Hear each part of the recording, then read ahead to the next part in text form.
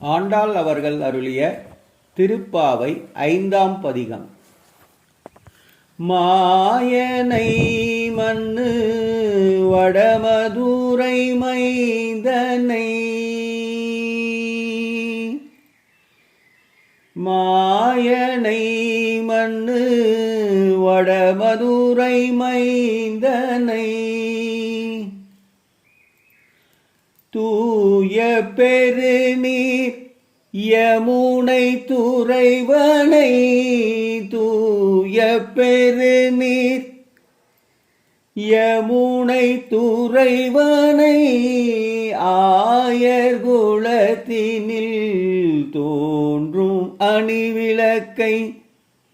ஆயர் குலத்தினில் தோன்றும் அணிவிளக்கை, தாயை குடல் விளக்கம் செய்த தாமோதரனை, தாயை குடல் விளக்கம் செய்த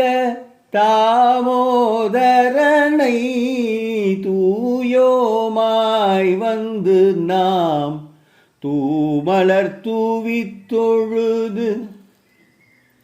தூயோமாய் வந்து நாம் தூமலர் தூவித் தொழுது, வாயினால் பாடி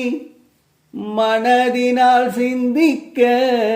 வாயினால் பாடி மனதினால் சிந்திக்க, போயோ பிழையும் புகுதருவான் நின்றனவும், போய பிழையும் புகுதருவான் நின்றனவும்,